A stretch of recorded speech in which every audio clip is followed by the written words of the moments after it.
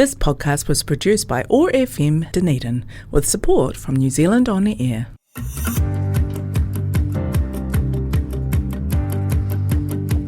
Welcome to What's News Dunedin, brought to you by DOS Turkish Cafe, the radio show that spawned from the 24,000 plus strong local Otipoti Dunedin What's News Dunedin Facebook group. The group that's been putting the social back into social media since 2020 with respectful adult debate and a sense of humour. I'm your host, Richard Knights. On today's show, we're talking to our wonderful guest, Zac Nicholls from the AMPED Music Project, who'll be telling us a bit more about themselves and what they do, as well as helping us look back at the posts that generate the most interactions over the past 7 days on the What's News Dunedin Facebook group. And those posts this week, unsurprisingly, Christopher Luxon surviving the leadership of the National Party coup. Another week, another council meeting, another ejection for Councillor Ong, and Waitati residents wanting people to slow the F down. Welcome to the show, Zac. Kia ora, Richard. Thanks for having me. You're welcome. Before we get all to the serious stuff of the news and bits and pieces, we do have our, I don't know if you're a member of the group, so there's no requirement to be a member of the group. We have a Punday Monday post, right? So what happens on Monday is I invite everyone to bring their best dad jokes and their puns.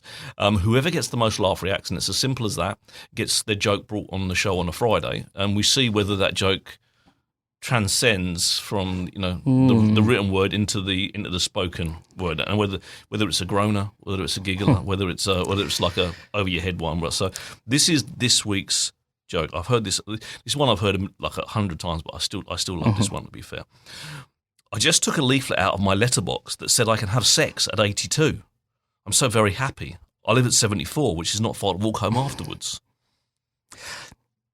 Not bad. Not bad. Absolutely, exactly. I've not heard it before. No, but you're not. No. I saw it and Tom put it up, and I was like, yeah, no, that's one of my old faves, if that makes sense. So now, and again, before we get into the serious stuff of talking about the news, we have my 3 pop questions, right? So these are questions that I've decided get under your skin, tell everyone that's listening exactly what they need to know about Zac. Right? Okay. There's no science involved here either. It's just me making up some silly questions. Great. But so first question. Cream teas. So where you have a scone, you have jam, you have cream. Mm-hmm. What goes on first, the jam or the cream? Interesting. Well, I would say I'm actually vegan, so I probably wouldn't have any cream at all. No, fair enough. But you got to butter the bread first. Oh yeah, well butter. Yeah, let's assume So the butter's there. Butter's there already. That's part of your scone, right? So once your butter is on your scone, is it jam first or cream first? I feel like you'd go jam. Like, how's the cream being dispensed, I think, is a good question. Because if it's a, what do you call them, the shooty bottle thing? The squirty cream, yeah. Squirty cream. You can't spread on top of a squirty cream. No, exactly. Absolutely. No, I agree. I agree. The science supports what you're saying. I mean, like, it's much easier to put cream on top of jam than it is to put jam on top of cream. Exactly. And that's the way that the Cornish do it. Is the way that the right way, jam, then cream. If you move over the county borders in the UK and the southwest to Devon, they do it Bars backwards, which is like. How do they get their cream? I got no idea. Do they have like a jar of cream somewhere? You'd have to ask one of the strange folk from Devon, because it doesn't make any sense to me, mate. Can't trust them, I reckon. No, I don't think you can. That's why people keep going through Devon and just stopping Cornwall. Of course. I think that's why tourism is better in Cornwall. Anyway.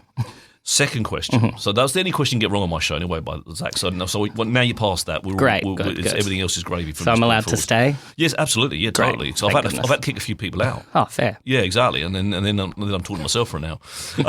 That's not true. We just growl at each other across the desk.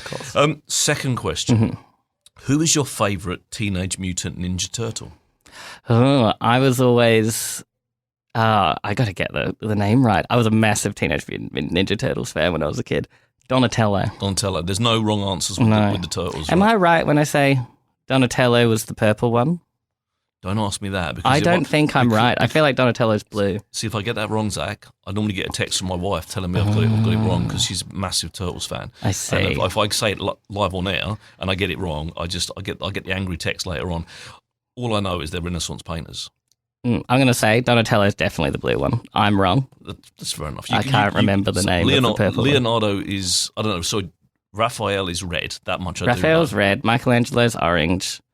Maybe No, I think I'm right. Donatello's purple. Donatello's the best. That's fair enough. Well, got the quarter staff. Well, there you go. Bit techie. The funny one. They're all good fun. Yeah. Anyway, now the third question is a bit of a thinker. So how about, take your time on this one. Okay. Would you rather be able to see 10 minutes into the future whenever you wanted, or be able to erase 3 mistakes from your past? Oh. I mean, I don't know what I'd erase. We're going to go see 10 minutes into the future. Let the past be. That's what's made me who I am, Richard. Well, absolutely. There's nothing wrong with that. And again, my wife would tell you, I've never been wrong, so I've never made a mistake. So mine's the future as well. I'm thinking, I just like to see 10 minutes in the future, like now. Like, you get to see another 10 minutes in the future, like what am I having for lunch? Like, you know, I could see what questions you ask me, and I could start planning what I'm going to say. Absolutely, just start prepping, couldn't you? Yeah. Absolutely. So yeah, absolutely. So no, I think I'm with you, I say, because I've never made a mistake. So I can't believe I just said that live on air. I'll probably get some comments from someone. Yeah. Now, let's talk about the news. So let's go back and talk about the stuff. Now, obviously, the big news for the week has been the national leadership coup, whatever you might want to call it, because it started off really kind of quite quietly at the beginning of the week. There was going to be a national caucus meeting Tuesday evening, and they're going to be doing it online. They're in recess for the week, so it's a fairly normal thing that they all catch up as a group and kind of talk about their stuff, which is, it's like, team meeting, right? That's absolutely nothing wrong with that. And then suddenly, as Tuesday started to go through, there's talk about him, Christopher Luxon, resigning before this meeting, and then suddenly it became an in-person meeting on Wednesday morning. So suddenly everyone was got dragged into a meeting at 9:30 on Wednesday morning, got brought to Wellington to see the boss. We talk about, people, they've got the numbers to roll him and all that kind of thing. So like 3 hours later, Christopher Luxon comes out, spends, I think it was 76 seconds talking to press on a media stand-up, basically saying, "We're united. I've got all the the support of all the party." And then about 4 or 5 minutes after that, got rid of Chris Penk. And sacked him, took his portfolio away from him, took this, and now Chris has announced that Chris Penk has announced that he's leaving politics. Mm-hmm. What do you make of that?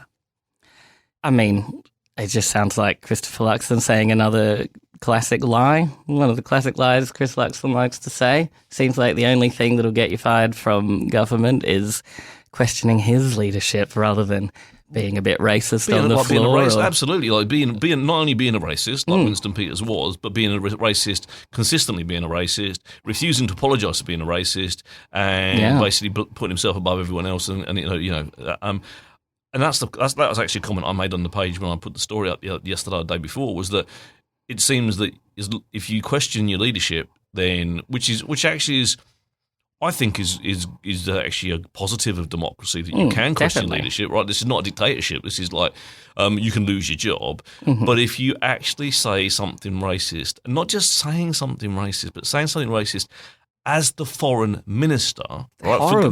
This is your place in Parliament. Your place in Parliament is to engage with other countries for the benefit of New Zealand and for those diplomatic relationships, and to maintain and uphold those. You are the person that should be the least racist person in the government, and you are the most overtly racist person. You can't lose your job for being racist, but you can lose your job for questioning the guy that actually 5 million people around the country are actually questioning at the same time as well. Because let's face it, Christopher Luxon hasn't been front and centre for the last 3, 4, 5 weeks. Like I don't know if you've noticed, but I've noticed that he's absent, right? Yeah. He's not. The guys doing the stand-ups are the people like Chris Bishops and the Erica Stanfords and the Nicola Willises. They're the people that are actually there talking about policy. Christopher Luxon seems to be just upsetting small business people at fairly small engagements in Rotorua and those kind of things. And he seems to be causing more damage than good. And I guess for this, my question here is how badly have National shot themselves in the foot with this? Because it's only 3 months or 4 months since April. April was the last time he had to stand up and say, "I've got the backing of my party." And we're 3 months out from the election. 4 months after the last one, he's now standing up again going, "I've got the backing of my party." And you know that's not true. Yeah, exactly. I mean, I wish I could be as bad as my job as some of those people, but yeah, we'd lose our jobs, right? Absolutely. If we were as rubbish at doing stuff, nothing would get done. And nothing is getting done is half the issue. No, but the thing is, election year. Again, what do we expect to get done in election year? I mean, one of the questions, one of the things that is being hopefully put to the public as part of this election is potentially the extension of periods of time, right? Where I come from, government period is about 5 years, between 4 and 5 years, and at least you get the opportunity to do something in that time. If you have a couple of, you could be in power for 10 years and only had 2 elections, right?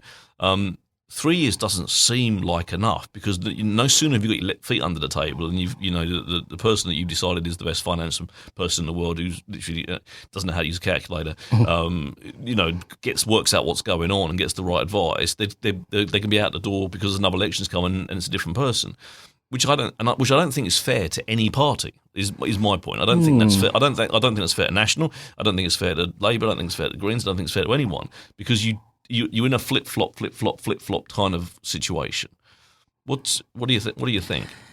I'm not sure. Like, my thoughts are, if you do a good job, you'll get re-elected. Yes. If you do a bad job, you won't get re-elected. I think True. 3 years is plenty of time to find your feet, especially if you've had a job in politics for, hopefully a good amount of time, if you're going to be a minister for something huge and important. I mean, it really shows, I think, the leadership. If you pick bad people for the job, they'll do a bad job, and they won't get the hang of it until right at the end, and then they'll just use their failures to blame the next government.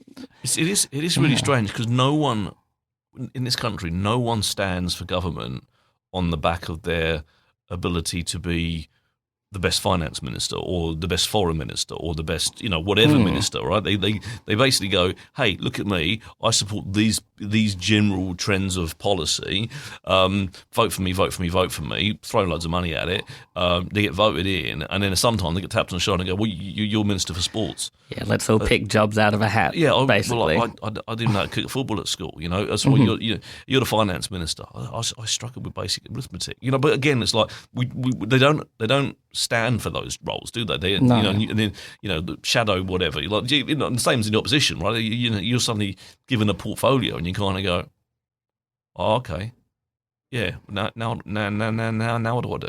Mm-hmm. But it's and the Prime Minister has basically, he barely cut his teeth in politics as a backbencher. Do they call them backbenchers here? I don't know if they do. They do in the UK. Like, you've got the guys, because there's so many bloody rows of politicians. That are the front bench guys, the guys that actually got the ministerial positions, then you got the backbench guys. But you've got so many people. He barely cut his teeth, and suddenly he's the Prime Minister, because apparently this country needs a CEO. I think we probably don't. I don't understand why people think that being a businessman and being a politician are the same job. No, and you see that local politics too. People get voted in. Well, because he's a good businessman. It doesn't make any sense to me. You've missed the point. Yeah, like at that point, the Prime Minister, the government, they're working for the people. They're the employees, not the employers. Exactly. What you actually want to go is go, he was a great worker. She was a great worker. They were a great worker. They brought great ideas. Not. He was a good business person, because actually, a lot of local government has got stuff all to do with business. Yeah, definitely. Because part of local government is not making a profit. Exactly. Which is the opposite of business. You're there to spend money, not make money. Yeah, exactly. It's the opposite. It's genuinely the opposite of business. And making a profit is not something you're not there to make a loss, but you're not there to make a profit either. You're not there to kind of go, hey, look at us. We got the taxpayers and we got pockets full of cash. That's, again, it's like you're there to provide services and roads and infrastructure, all those kind of bits and pieces. And we see it in local government as well. And that's an interesting segue into the next news story is. Literally, it's been another week, and I was talking about this on last week's show. Another week, another council meeting, and Councillor Long has got himself ejected from another council meeting. And it's madness. It's genuinely madness. It's genuinely, I stood for local election. I stood for local election a couple of times in the last by-election as well. It was unsuccessful. Drives me nuts that people like him are sitting around the table when people like me are not. I mean, that's and that's not a jealousy thing. That's me looking at it and kind of going, I would at least know what a question is, right? I would at least know to respect the chair. I would at least know to bring sensible, attitude and respect to the position that I'm being elected to. That much I can tell you I would do in spades, above and beyond some of the people already around the table. But I watched the meeting. I watched the beginning of the meeting because someone messaged me. He's getting aggy again. I was like, well, hang on. So I jumped on to I wasn't thinking to. he was aggressive from word go, right? So his attitude was like genuinely aggressive from word go. Halfway through the meeting, he's decided to jump onto Facebook, types some absolute not word salad nonsense like he does every single time he kind of jumps to Facebook. And it's obviously found its way to the mayor, and the mayor's kind of gone, you're disrespecting the meeting, you know? And whether that's, I'm a little bit torn between whether that's something you could bring up at the meeting anyway. But he was asked to remove it and apologise. Then he spoke over Andrew Sims, and then because the Deputy Mayor Lucas wasn't there, so Andrew Sims was kind of stepping in because the mayor can't rule against her own point of order, right? And then he's talking over. He won't take no for an answer. He's arguing. It's not a debate. It's actually like there's a ruling that's gone on. You know, these are your standing orders. If you're not prepared to come to the table and work to the rule of the book that you've been elected under, what are you doing? Exactly. It's just another case of a politician being terrible at their job and still getting to stay. Like, absolutely, we can't get rid of him until the next election, right? And can we not? Surely there's got to be unless he commits a crime that has a custodial sentence of more than 2 years. He doesn't have to be convicted for those 2 years. Let's say it's a crime that there's a custodial and he gets like 3 days community detention. It doesn't have to be. But if he's found guilty of a crime that has that length of sentence, possibly to in the worst case environment, then and only then can he be removed from his seat, or he can be declared medically unfit. And again, that would be, I would guess, on medical or mental health issues. But unless you're physically taking yourself to go and get that declaration, then no one can force you to go and. Do you know what I'm saying? Yeah, exactly. It's not like the rest of the councillors can't go, right, we need to get your psych exam, and then go. They can't do that because that would be wrong anyway. I mean, from a political point of view, that would be wrong, right? Because they can then use that power against someone they just didn't like. Yeah. But we're stuck with him. That's literally it until either he commits a serious crime, and is convicted of it, or we vote him out at the next election.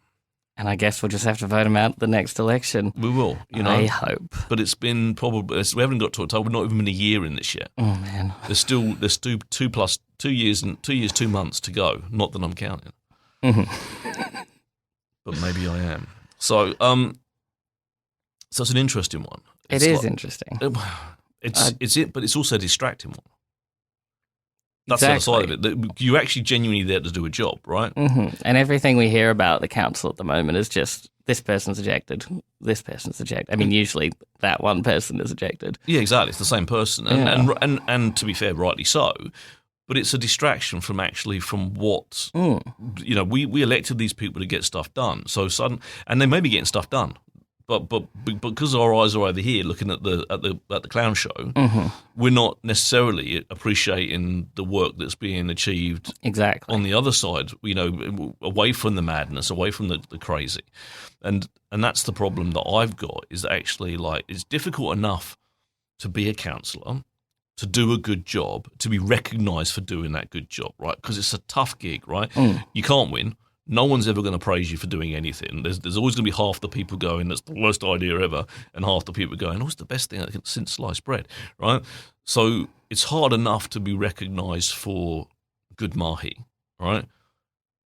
But then you've got this going on, taken away. And it must be incredibly frustrating for the councillors who are literally just trying to get on and forget their politics, forget whether they're Lee Vandervis and you disagree with everything Lee says, or whether they're Mandy Mayhem and you disagree with everything she says.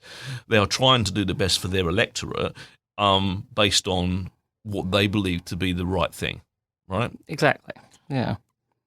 But it's just madness. It's just ongoing ongoing madness. See what I did there? That was good. That's good. Yeah. You should put that in for the pun of the week. Exactly. I don't think I'm allowed to qualify for the pun of the week. I don't know. I've never tried. Maybe I do, and maybe I'm sitting there telling my own jokes.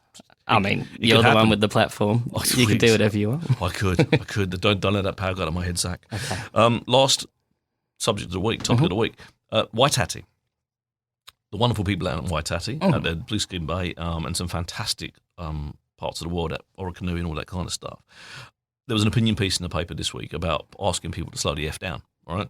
And because that corner, as you go into State Highway 1, that corner where you sort of peel off to Waitati, is a notorious spot for accidents, near misses, frightening, scary behaviour where buses stop and kids get off school buses and stuff.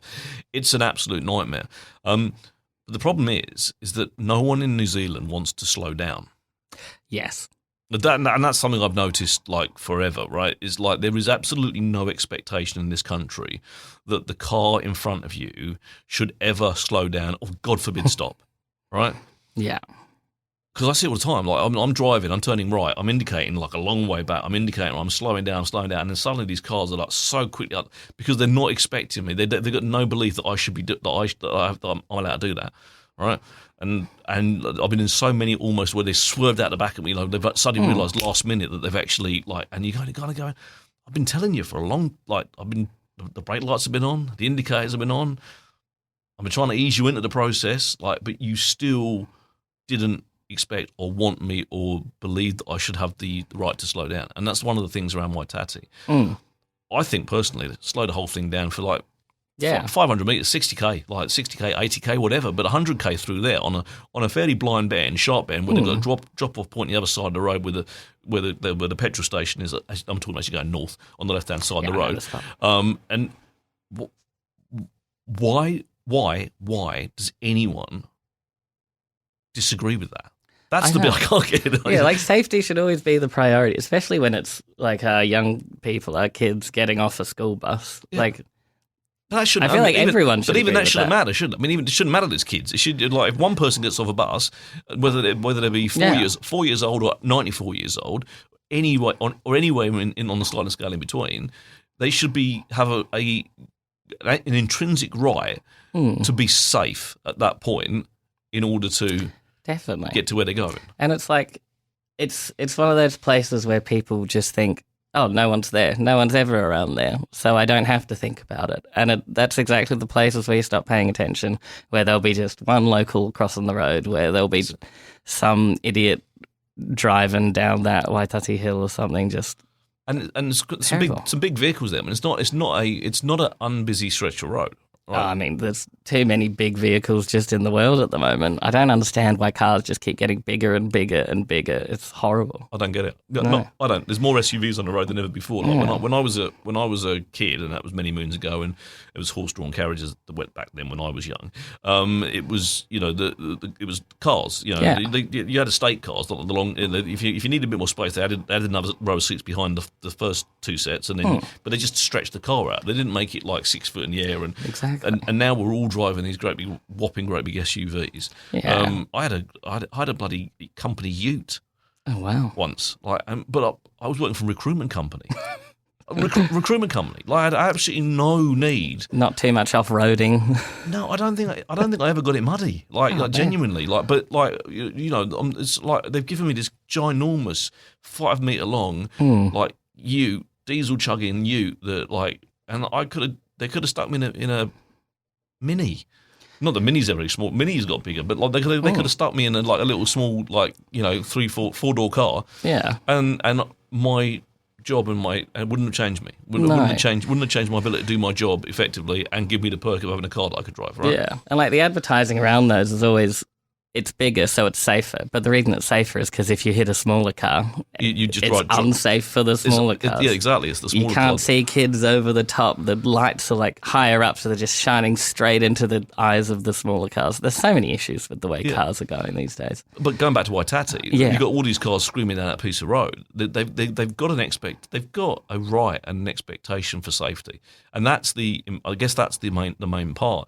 And what I can't understand is the pushback. Don't slow me down. It's weird. Hang on. I'm going to slow you down to 60 for 500 metres of road, right? So at half a kilometre at 60 instead of 100, you're going to lose maybe 2 seconds off your journey time. Like genuinely, like it is literally a handful of seconds. Like it's a handful of seconds that you will have no genuine ability to do anything with. Like you can't collect it and put it in a bucket and go, I've saved those. Like, you know what I mean? I've got some. You can't. Those 5 seconds are happening anyway, but you literally it's going to slow you down for 5 seconds. Yeah, no one's in that much of a rush. But no one's died in the process. Like, to me, we had the same thing out in Tarry Mouth. We've had the same thing. There's a whole load of people I live out in Brighton, Tarry Mouth. They want to, from Brighton to Tarry Mouth, they want to drop it down to 80. It's 100 at the moment, right? It's a wiggly piece of road that they already say that most cars only do about 80 on that road anyway. So they want to change the signs to say 80 rather than 100. And that's really not going to change the speed that the cars drive because they're already doing about 80 anyway, right? So it's going to slow a few cars down, but the majority of cars are going to get through from doing the same thing, do the same speed, going to get to the plate, and it's literally minimal. And the furore about doing that for what is literally a handful of residents, there's only like 700 people out there, is mad. I mean, I just think... Don't slow me down. Drivers are very entitled, I always find. Like, I mean, just look at the George Street remodelling. Yeah. You know, we can't drive both ways, oh no. Yeah. We can't park. It's like, who's trying to park on George Street anyway? Why are you trying to park on George exactly. Street? Exactly. I get it if you've got mobility and accessibility issues. Exactly. And that's what those parks should be for. Yeah, I would turn all of the parking on George Street into mobility only. I would, and I would check, and I'd do the same on the two roads that tag along to that as well, because actually, like those people need it, right? Yeah, definitely. You know, chuck all the access, but again, it's just that it is that madness about like why are you so entitled? And I'm a car driver, mate. I mean, I genuinely don't ride a bike, don't do a lot of walk. Well, I do a lot of walking, but only because I have to. I don't get on the bus, right?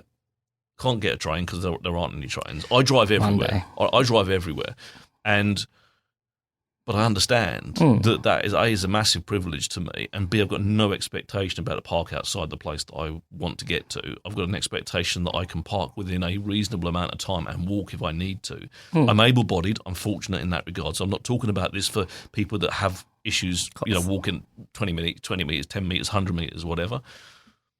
But there are so many drivers, so many people that meet my demographic, right, that have this entitlement and this privilege, and I don't know where it comes from.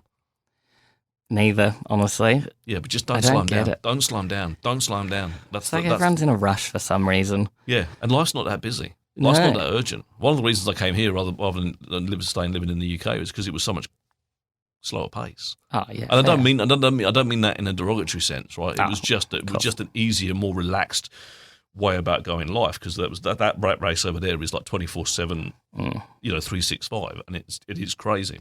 Here, it's starting to become more 24/7, more 365, but actually it's still reasonably relaxed. Right, we're going to get on and talk about you, but before we do, we're going to get a word from my wonderful sponsor. Dost Turkish Cafe serves authentic Turkish and Middle Eastern food made with love right in the heart of the city. Kebabs, shawarma, loaded fries and more, all made fresh to order using quality ingredients. Their family recipe falafel is a favourite, and they're the only place in Dunedin serving their popular cheesy baked potatoes loaded with your choice of fillings. Generous portions keep people coming back for more. Dost Turkish Cafe, just up from the Octagon at 15 Princess Street. Dine-in, takeaway and delivery. Have you eaten at Dost? I have. I'm a very big kebab fan, and I do have to say Dost, I think, are the best in the city. Oh, that's strong words. It's close. I think Hazur's... Sorry, I shouldn't be mentioning other kebab shops. Hazur sponsored the show as well. So Hazur are great, but I think between those two for me. I think they're awesome. I too am a big fan of kebabs, right? I'm a big fan of food, full stop. I actually bumped into someone the other day who'd never met me, but knows me from the What's News Dunedin Facebook group, and they sort of came at me and went, I was expecting you to be a lot fatter. Because I'm always talking about my food, Oh, fair enough. It's like, I didn't think you'd be so skinny. I'm like, yeah. But anyway, laugh about food because it made me hungry. Going to talk about you. Now, I introduced you as Zac Nicholls from the AMPED Music Project. AMPED being AMPED, because people listen to my voice and wonder what I think I said. something completely different. I see. Maybe give us the 5 minutes Cliff Notes version of what that is and a little bit about Zac Nicholls and how you come to be in this position of being in charge of this AMPED Music Project or being part of this AMPED Music. I don't know if you're in charge or not. You'll tell me in a minute. Give us maybe the 5 minutes Cliff Notes version of that and, try and explain to anyone listening, if they've never heard of that before, what we're talking about today. Cool. Yeah, so the AMPED Music Project is a free high school band and musician mentoring programs. So we put on 4 workshops and 4 gigs, all ages, all alcohol-free is important to us as well. So rangatahi will sign up, they'll come along, maybe they have a band already formed that they'll, use the project to play a few shows, and they'll, upskill in terms of a bit of stuff about the industry and about songwriting and about recording and gig etiquette, all those sorts of things. Or you'll come as a solo musician, or you can come just as someone who plays an instrument who's looking to be in a band. And we find with music, it's one of the most important things about it is the community around it. And with AMPED, we sort of start forming that community from when kids are as young as 13. Right. And they're already playing shows, and suddenly we have, they turn 18, they can play the bars and stuff, and we have incredible musicians, and it's great to see. Like, I do think in Dunedin we have some of the best musicians in the world, and I think having AMPED to help nurture that with the young people is really great. For me, I've been playing music since I was 15, basically, and I was a part of the AMPED project in its initial year in 2010, back when it was called the Chicks Project. So that's 16 years ago. 16 years ago. Can I just say, Zac, you don't look old enough. I'm 32. Mate. Yeah, I'm sorry. That's all. Don't be sorry. Don't be sorry. I'm 54. But I do look old enough. That's the whole point. That's the difference between you and I. Is you don't look old enough, but I do. I see. So you've been involved in 16 years. Well, I did it as a high school student 16 years ago. Yep. Aged out of it, and then I'd come back every few years and do like a little mentoring role. Yep. Talk about songwriting, talk about sound checking or something. So I've kind of been in and out of it for all those years. But this year there was an opening. I have a lot of experience working with like teenagers and stuff. I've done a lot of work in the theatre. I used to write and direct shows at the Playhouse Theatre, where we kind of get casts of about 30 high school kids and write a show, direct a show for them and put them together. So I do have quite a bit of experience working with younger people, and I think all of those combinations of musician work with young people did AMPED before.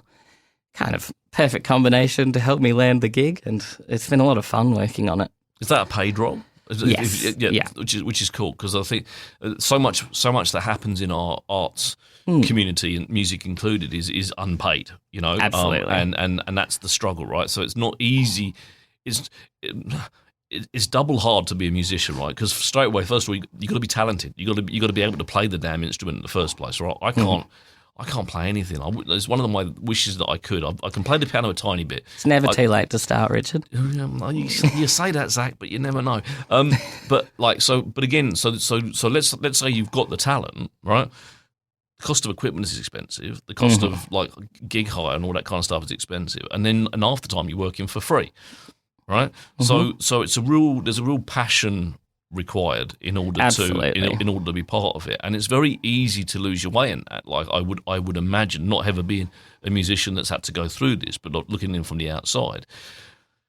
So often things aren't paid, right? So I'm pleased to hear that you're paid. So the AMPED project, how is that funded? Where does your ultimately your wage come from? If that's not too rude a question. We have quite a few like sponsors. People like the DCC and lots of other ones. I can't remember them all off the top of my head, but a few different funders. And we also have a Give a Little campaign running at the moment. Okay, talk to us about that. Yeah, so because AMPED project is free, it costs a bit more to put on, so we can actually pay the artists and the musicians and people who come through to help the rangatahi with all their stuff.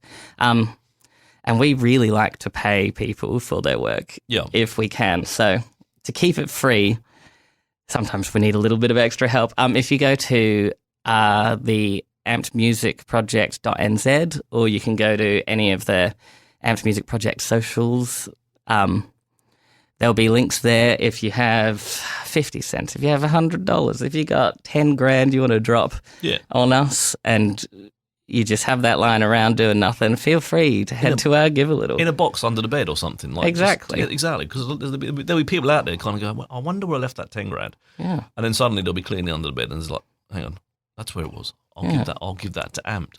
Exactly. So you can find that on all our socials and stuff. But other ways people can support is, the free versions. Come along to our shows. Come to the gigs and see the great young AMPED bands. I believe it's 12th, 13th, 19th and 20th of September. We have our 4 gigs where we have some great older local bands who are coming to play. We have Emily Esplin, we've got Tiny Pieces of Eight, we've got Death on the Maiden, and we've got Dale Kerrigan, all playing alongside our great young bands who, some of them will be playing their first show ever. Some of them, it could be their 10th, 20th. Right. See how great they are. And that's fantastic. And there's nothing like live music, right? Exactly. And there's nothing like, and I'll extend that. There's nothing like live performance. There's nothing like going to the theatre and seeing someone actually walking on the stage compared to go and watch. I'm going to go and watch Spider-Man this weekend, right? And I'm going to thoroughly enjoy it. But it's nothing like watching a live show or a live band or or someone actually plying their trade.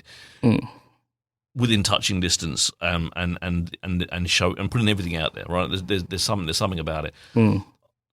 I've always wanted to be in a band. It's not too late, Richard. You keep saying I just need some friends. I need some friends to actually kind of go, let's put together a band, right? I can't play an instrument. I'm just rubbish. You don't need to be good. Make punk music. That's what it's for. That's what punk. No disrespect to the punk music movement, but I'm a reasonable singer. Like genuinely, so I actually love to sing. So, but I haven't got I've never had a band, right? But I can point to like 2 times in my life where the most fun I've ever had has been performing for other people. Yeah, exactly. Like, do you know what I'm saying? Like, there are moments that live with me forever. And I'm not saying I was brilliant. I was performing brilliantly or anything like that. All I can say is that they are moments that, if I lose all my other memories, they'll be the last to go. Mm-hmm. Because that's genuinely how like live music performance kind of connects, right? Yeah, exactly. So you're offering this service for school-age rangatahi, and it's free. Completely free. Right. So, and they find you, if a young person is listening, I don't think I've got a very young audience, but if there were young people listening, or the parents of young people listening, and they've got a talented child, or even just not even a talented child, just a child that wants to be better or be involved, and they can they can find that out as well on your page as well, right? Yeah, absolutely. You'll be able to find our sign-up link, which I think we'll have sign-ups open till about next Friday, so about 1 more week. Right. And then the program starts the week after, so we're getting very close.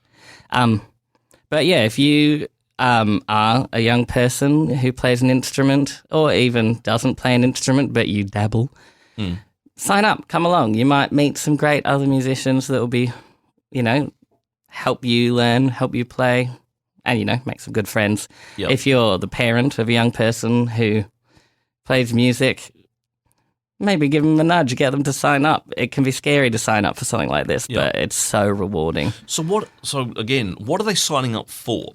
So in the sense of, are you signing up for singing lessons? Are you signing up for guitar lessons? Are you signing up, do you know what I'm saying? Yeah. I know that that's not what they're signing up for.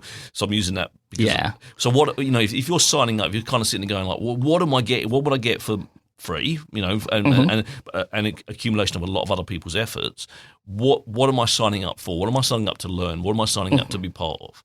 So it's mostly about how to be a gigging musician in Dunedin and in the rest of the country. So we talk about like gig etiquette, how to be in a crowd, how to sound check is an important one. That can be quite daunting the first time you do it. Sound checking is when you get up in front of nobody else in the bar and the sound person will, make you sound good before the show. Right. I thought I should explain that. 2, 2, 2. It's exactly that. Check 1, 2. Check, check. Yeah, that one. Yeah. When the drummer comes out, it just goes 2, 2 on the just for about 20 minutes. That's everyone's favourite part. What's going on? Yeah. But yeah, we'll do that. You can learn about live sound and how to do live sound as well as lighting. will be fun. We're going to teach a bit of photography too. We're going to take a good trip to Southlink Productions, which is an incredible professional recording studio we have here in Ōtepoti that can be completely free, run by legendary Dunedin sound producer Nick Rowan, who is so generous with his time and generous with his knowledge, as well as showing a bit of mixing, music. We're going to go to the South Dunedin Library and see their great makerspace there. The South Dunedin Library is quite a new spot, but they have two incredible makerspace technicians. You got Lee Nicholson, who's like a recycled gear techie wizard. He's always just sending me videos of random little music making things he's made out of recycled materials. And you got Rox Irwin Barrett, who is a screen printing DIY merch kind of extraordinaire. We're going to show you how to make your merch super cheap. Make your merch, like we're talking like this is real gig stuff, right? So this is. So what's you said? What did you call it? South Dunedin the Library? Makerspace. Makerspace. It's a place where you make stuff. Is that yeah? Right. It's okay. at the South Dunedin Library. So they have this big room full of heaps of things. They got like a 3D printer. They've got screen printing things. All of this, and just two people in there who want to help people. So you could go in, maybe you have a broken bit of tech. Lee can help you fix that. Maybe you have a design you want to make a screen-printed T-shirt for. Rox can help you do that. They run heaps of workshops. They do heaps of stuff, and we're very lucky they're going to let us come and pick their brains. Right, so if someone signs up for this for the program, what are they? Is it like 2 weeks of program or how does it work? You know, because you was talking about stuff that's really important. You know, sessions with clever people doing smart things, and you know, and getting great knowledge. But is it almost like a school holiday program where you've got these things kind of laid out in a calendar? You kind of these are the bits we're doing, or is it something different? So it's in the weekends. So right. Okay. Our first weekend will be 29th and 30th of August in 2 weeks. And then, the next weekend after that, those are our 4 workshops. So Saturday, Sunday. And then the next 2 weeks will be gigs. So Saturday, right. Sunday, 2 different gigs. And again, the next 2 weekends. And where do you have the gigs? The gigs, so we've got one at Te Whare Orokotia. We're doing 2 of them at Pearl Diver this year. Okay. And I've heard of that one. That one's great. And yours. We're doing one at yours as well. Okay. I've heard of that. What was the first one you said? Te Whare Orokotia. That's the theatre just off the Octagon. Okay. Yeah. Okay. Really cool spot. That's one that our young people could hire and put on their own shows at. Right. We'll give them all of the details and how to ask, that kind of thing. Same with yours. It's like, I think something we want to do is show off how you can be a gigging musician and get around the 18-plus alcohol bars kind of situation. Yeah. Because there's so many barriers to people under 18 if they want to be a musician. Yeah. We sort of break those down. Okay. I've got some questions for you. Before we do, I'm going to get another word from our sponsor. Lovely. Dost Turkish Cafe serves authentic Turkish and Middle Eastern food made with love right in the heart of the city. Kebabs, shawarma, loaded fries and more, all made fresh to order using quality ingredients. Their family recipe falafel is a favourite, and they're the only place in Dunedin serving their popular cheesy baked potatoes loaded with your choice of fillings. Generous portions keep people coming back for more. Dost Turkish Cafe, just up from the Octagon at 15 Princess Street. Dine in, takeaway and delivery. A couple of questions popped into my head just as you were talking. First of all, how did AMPED start? Like you said you were in the first kind of year. Who's like the instigator of this? What do you know? I actually don't know. That's fair enough. Yeah. You're not supposed to know everything, but it's like I'm assuming it's some kind of charitable trust or. I'm not sure if the Dunedin Fringe has had hold of it the whole time, but perhaps the Dunedin Fringe Arts Trust. Okay, so it's kind perhaps. of. Perhaps I actually don't know though. Maybe I shouldn't say that. That's right. No one. It's only my wife listening, mate. Okay, fair anyway, so it's just between you, me, and her. So how many kids would you expect to be in that program on any given year? Well, so far we have 32 sign-ups. Wow. Which is solid. I'm very happy with that number. I know last year they had 62, Ow. which I think is maybe a bit too many. Yes. It's quite daunting to try and think of a room of 62 kids and me and my friends trying to look after them all. But we could do it. Please sign up. Yep. Don't feel like we have too many. The more people we can help, the better. I'm expecting probably like 35 to 40-ish. Okay. Yeah. Like you say, there's still a week to get involved, and Still a week to sign up. and people get into that. Yeah. And then so what happens after? So once that 4-week program of, like, you know, the learnings and the performing has gone. Is it again? So I was like, I'll jump back and I'll ask another question actually. If someone comes along, they want to perform, right? Is there a bit where you go, nah? Oh, of course not. No, that's again. Like, just you know, like, you want to perform, you perform, right? That's totally part of the process. I assumed it would be, but some people, like, listening might, you know what I mean, like, just want to break it down, because some people might go, well, you know, my kid's not that great, but if you go, I don't want to be a heartbreak in there as well, you know. It's actually, but no, they want to perform, they perform. Well, that's the thing is, you know, if you're a young person, maybe you haven't performed yet, you have to practice at something to get better at it. Yep. And we give them that opportunity to start practicing, basically. Because playing in front of people is a completely different skill set to sitting alone in your bedroom playing your instrument. Gotcha. Absolutely. Without practice, you're not going to get much better. And no one goes to a gig and is sitting there thinking, oh, these guys suck. No. You turn up for a reason, right? Yeah. Like, that's the whole point, right? You're there to enjoy. I was like, you know, I've never been to a gig and I'm kind of sitting there going, I'm just waiting for that bloke to be rubbish. You know, exactly. I'm waiting to feel something and take something home with me, and that's what I'm here for. So how big? So you obviously got some fairly intimate performance areas, because yours is not huge, is it? So yours is reasonably big. Is it? Yeah. Okay. You could fit 100 people in there. Okay, well, Yeah. I'm used to Wembley Stadium, right? So like, I could 100 is fairly small, I guess. I consider that intimate. I've been blessed with going to those big I was there at Nebworth when Robbie Williams had 170,000 people there, and I'm stood right at the front. Right? So that was 2003. Now I'm showing my age. That's when I could stand up all day and not have to worry about it. But so. Would you feel, you know, with the audience, will there be 100 people that some places like yours, or, you know, is it again reasonably? It'd be great if we could get 100 people there. Yeah. Like at Oti gigs, you don't often see more than 100. You get 50 people at a gig, that's a good gig. That's a good gig. You know, yeah. we don't. You know, it's important not to let that bother you as a musician. No. If you should play to 3 people the same way you'd play to 1,000, I think. Agreed. Because a lot of it is the joy on stage, you know. Yeah. Making the music's the fun part, I think. Yeah. But yeah, I mean, hopefully we can get 100 along. That would be amazing. Yeah. So that performance starts at what time and goes? Because obviously you'll have a number of. Yeah. So they all start around 1 o'clock. So our Saturday shows will start at 1 o'clock until around 5. Yeah. And then our Sundays will be 1:30 to 5:30.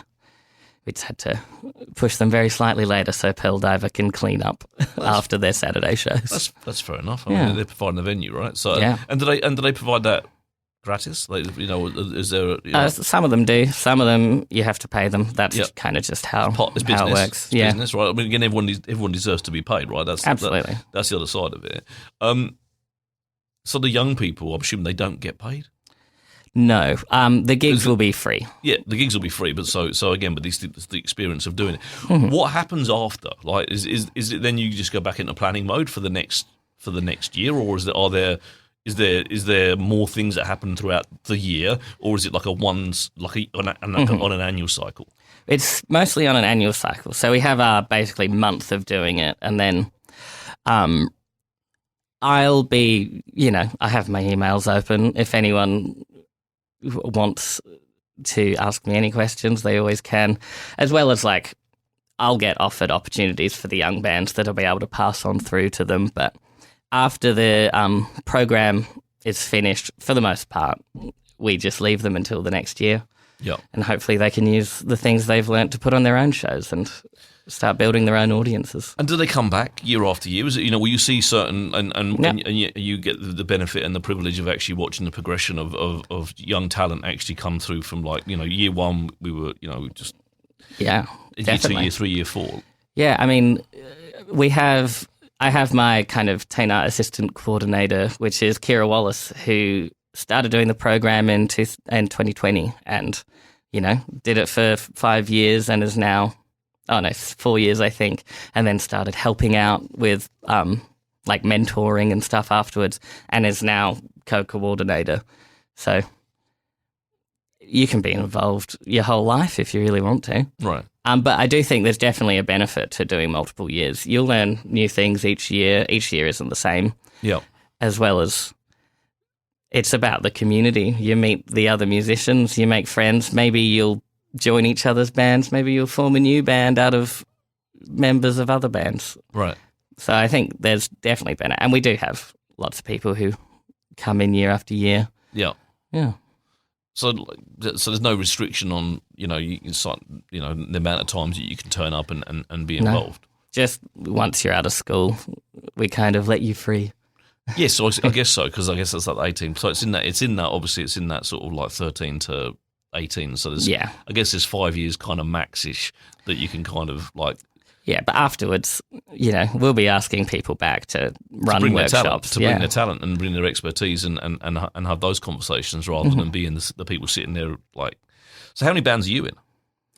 Right now, I think 4. Too many is the answer. I don't think 4's too many. That's kind of how it works in Otipoti. We're all in each other's bands. Well, no, that's the important bit, isn't it? It's about community and about taking part, right? And also about making sure you're having a good time. So what are you? Singer, drummer? I'm mostly guitarist? A guitarist, but right. I do drum and I do play bass and I do sing. But guitar is my main instrument. All right, so lead guitar. Sure, I don't like to. Do they call it that anymore? I don't know. That's kind of like a rock and roll thing. I feel like it depends on genre, really. Right. We tend not to split it up between lead and rhythm. Right. Okay. Fair enough. I don't know the difference. To be fair, mate. It doesn't really matter. I'm showing my ignorance about music. Full stop. I did tell you I was not a musician at the beginning of the show, so I'm just claiming some of that. So let's have those socials and those emails and those website stuff again, as we because we're getting to that point of the show. We're gonna run out of time. I want to make sure we get that plugged for anyone that's listening that actually wants to get involved. If they want to get involved for this year's stuff, what's the go? So you can go visit ampedmusicproject.nz. All the information is there about sign-ups and that sort of thing, as well as you can go to all our socials, like our Facebook and our Instagram page, which is at Amped Music Project. On all of those places, you'll find links to our Give a Little campaign. So we've got any people out there that are just that $10,000 in a suitcase under the bed, they don't know what to do with. It sounds like a very good cause looking after our orangutan. It'll be incredible. And getting them to play more music. They can find that information on there. And other ways you can support is if you have a young person that you look after who is a musician, help them with their gear, drive them to gigs, drive them to band practices, tell them about the AMPED project, come see them play. It's all those sorts of things, are ways you can support. Because I'd like to finish on the show on a just talking about generally about the Dunedin music scene is vibrant, but it is under pressure, isn't it? With our lack of suitable venues and everything else that kind of goes along with costs and funding and all those kind of bits and pieces. But we do have an absolutely fantastic music community that the people that are listening, if they're not part of, can it's a welcoming community. Absolutely. To get into and to be part of. There's so many places. If you go to Pearl Diver or you go to the Crown or you go to Yours in the weekend, there'll be some great music happening. You can check out the Aratoi Instagram has a great gig guide, as well as there's the plan. Heaps of places you can go to see what's on. And if you haven't heard of the band, go see them. They're probably going to be your new favourite band. We have the best musicians in the world in Otipoti, and I'll stand by that. When's your next gig? When is it? I'm playing a house party next week, so no one's allowed to come. But I think that's the main one I have coming up. here's one. I'm playing at Dankfest on the 28th of August. Oh. Dankfest is an incredible punk noisy festival that's happening at the Crown Hotel, organised by Jörg, Lana and Gabe of the band Cuck. Always a great time, 2 nights, and they have an all-ages show during the day on the Saturday. Fantastic. Yeah. What a great place to end the show. Yeah. Thank you very much for coming along, opening my eyes a little bit to the music, and wish you great success with the AMP project for this year, and maybe get you on the show again in years to come, and we can talk about it again. But if you just sit there while I round out the show, thank you very much, Zac Nicholls, for being on the show. Thanks, Richard, for having me. No worries at all.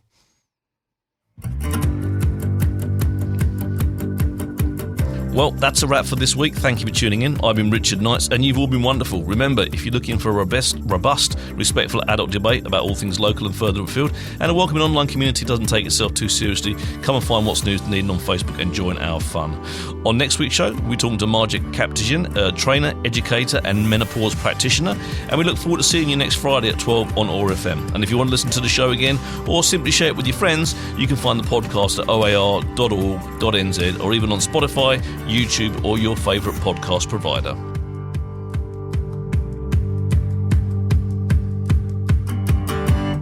This podcast was produced by OAR FM Dunedin with support from New Zealand On the Air.